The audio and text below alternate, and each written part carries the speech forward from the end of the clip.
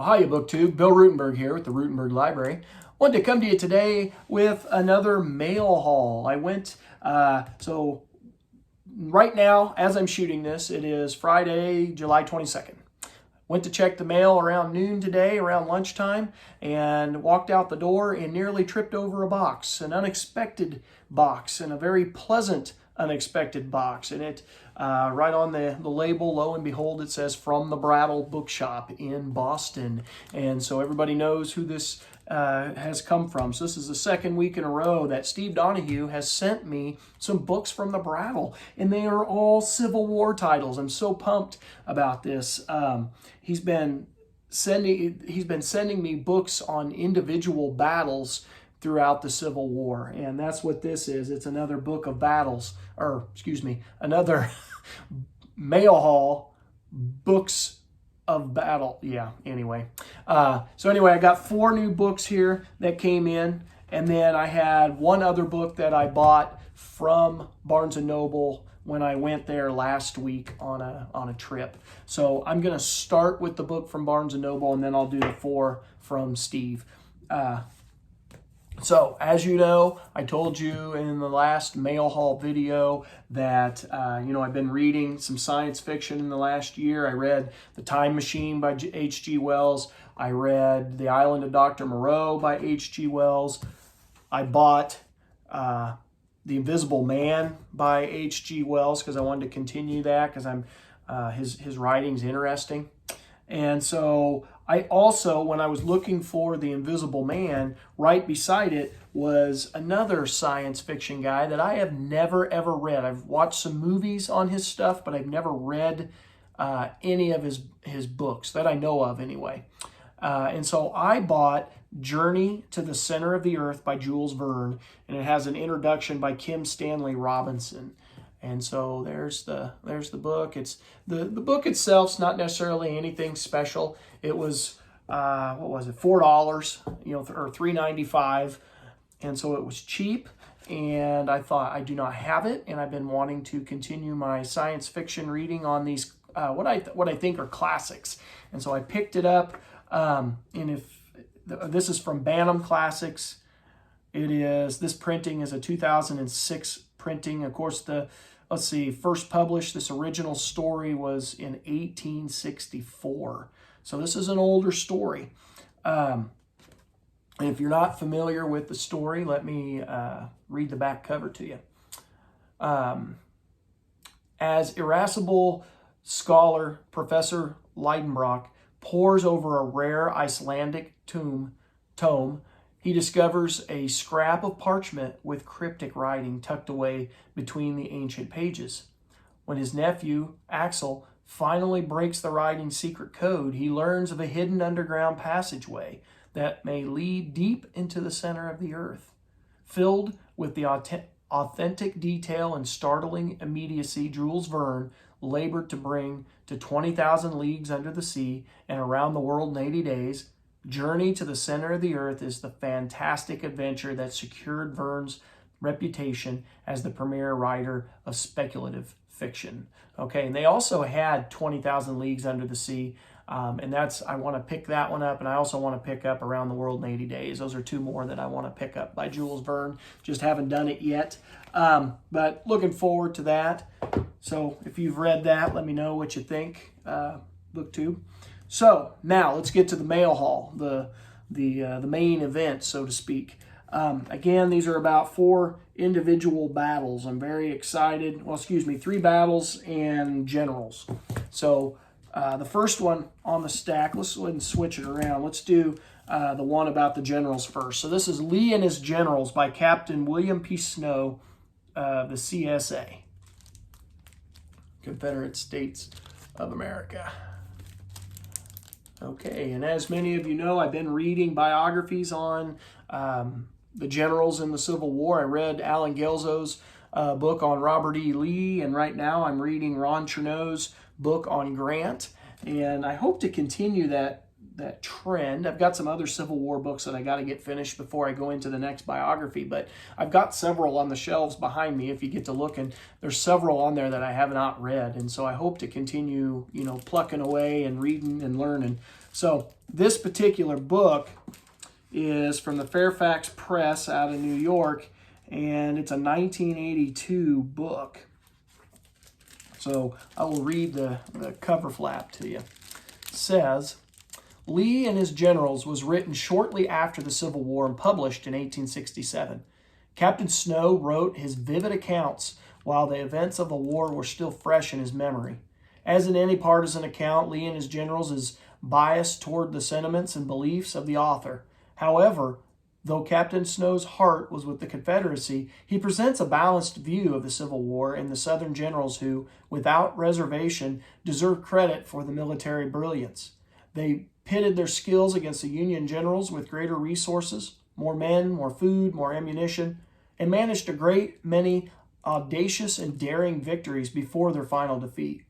Captain Snow also illuminates the terrible conflict felt by the Southern generals, many of whom were West Point graduates and had served in the war with Mexico with their northern counterparts. To turn against their former comrades was bitter struggle for both the northern and southern generals. Lee and His Generals is a passionate and personal account of a fascinating group of military personalities, from the capture of John Brown at Harper's Ferry to Lee's surrender at Appomattox. This account is not only well informed but entertaining, and so this will be a good one to read. Like I said, it'll be biased, definitely biased. You got to pick that out.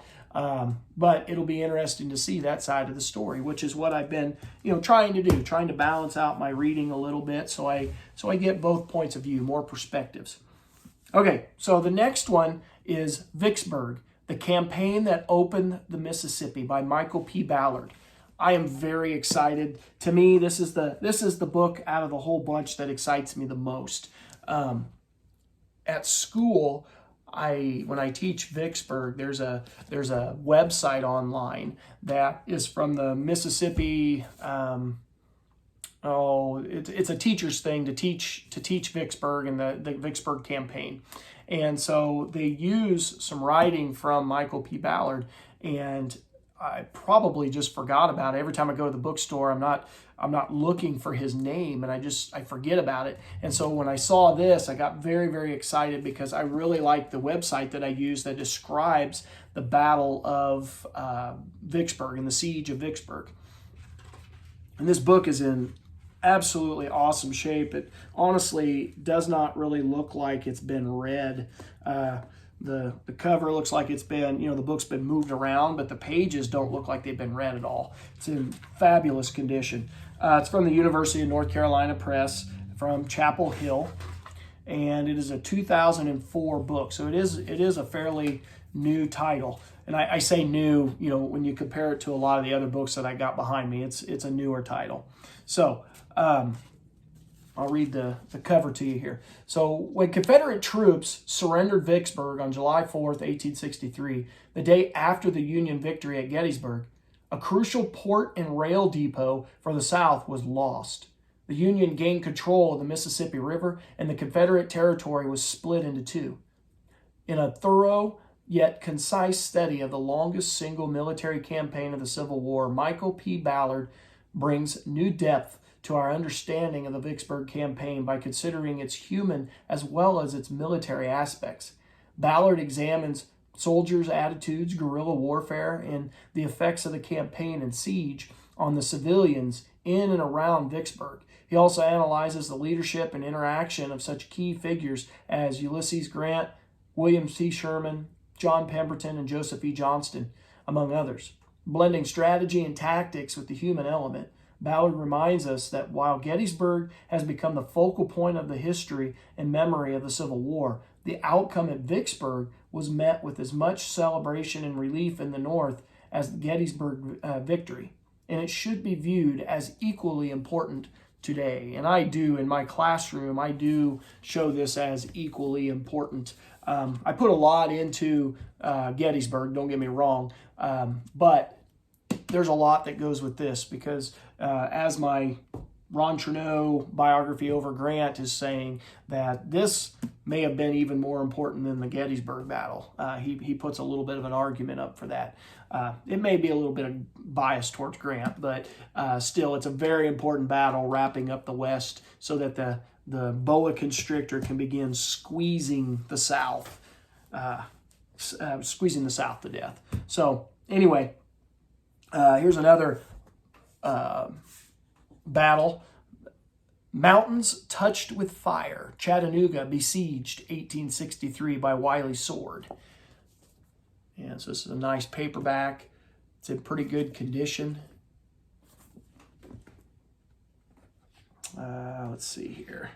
It's from the St. Martin's Press out of New York, and it's a 1995 book. It says, an award-winning historian dramatically recreates a turning point of the Civil War. So let me read the rest of the little blurb here. It says, it was one of the most startling events of the Civil War, the hour of destiny for the Union. Faced with the prospect of catastrophic defeat, the North's greatest generals, Ulysses Grant, William Tecumseh Sherman, George Thomas, Phil Sheridan, were commanding a battle for the besieged city of Chattanooga, Tennessee. Suddenly, as an aghast Grant and Thomas watched, the beleaguered federal troops began a headlong, climatic, seemingly suicidal charge up the face of a 600-foot-high mountain ridge overlooking the city under ferocious fire from the Confederate infantry that held the ridge. The siege of Chattanooga and its stunning turnabout formed the core of Wiley Sword's lively narrative. Dozens of previously unpublished photographs, maps, and excerpts from private journals and letters enhance this vivid account. Written with novelistic flair and a historian's authority, Mountains Touched with Fire captures every side of this crucial Civil War battle whose aftermath sealed the fate of the South. All right, so just got done reading about that a day or two ago, probably 2 days ago in that Ron Chernow book. And so this will be a nice way to supplement that. Here comes another one. This is a little bit older book. This is The Decisive Battle of Nashville by Stanley F. Horn. Says at the bottom, the Battle of Nashville has been generally accepted as a perfect exemplification of the art of war. So it's a nice hardback. It's got some age to it compared to the other ones that I've had in the stacks. It is from the Louisiana State University Press, which also has a lot of nice Civil War books. You know, we've had some, in these 2 mail hauls I've done, we've had some North Carolina Press, but let's not forget about the Louisiana State University Press. So this is, let's see here, Civil War Book Club. Oh, this one looks to be actually signed. I don't know if that's actually a signature, but it's got one on there. Stanley Horn. That's kind of neat if that's actually his signature. And this book, like I said, Louisiana State University Press out of Baton Rouge. And it is a 1956 book, 1956. And I'll read the inside cover of this to you, and this will wrap up this mail haul. It says, this is The Decisive Battle of Nashville by Stanley Horn. It says, as General William T. Sherman marched to the sea in the fall of 1864, he brushed aside the slight Confederate opposition, cutting a swath through the heart of Georgia 50 miles wide. Far in his rear, however, with the hopes of the South riding on his every move, General John B. Hood, CSA, was marching northward to invade Tennessee and Kentucky. If Hood was successful, Sherman's march would be brought to an abrupt halt, and Sherman would bear but slight resemblance to a military genius. At Franklin, Tennessee, Hood encountered the heavily entrenched Union forces of General John Schofield, hastily sent to check the Confederate advance. Hood rashly attacked Schofield and suffered severe losses. Nevertheless, the Confederate assault was so fierce that Schofield retreated during the night, leaving his dead and wounded on the field. Schofield fled to the fortifications of Nashville, where General George Thomas was assembling a force to oppose the spectacular Confederate thrust. Hood followed closely on his heels and invested the city. The decisive Battle of Nashville develops and supports the theory that the ensuing battle, fought on December 15th and 16th of 1864, was the decisive battle of the Civil War. The bulk of the text, however, is devoted to a detailed blow-by-blow account of the two-day battle, employing the points of view of both Union and Confederate commanders and soldiers who took part in the fighting. The Battle of Nashville was so finally decisive that no battle of importance was fought afterwards. Indeed, had the Confederates taken Nashville, Sherman would have been helpless to stop Hood from marching on to the Ohio River and to the relief of Lee, or wherever he wanted to go.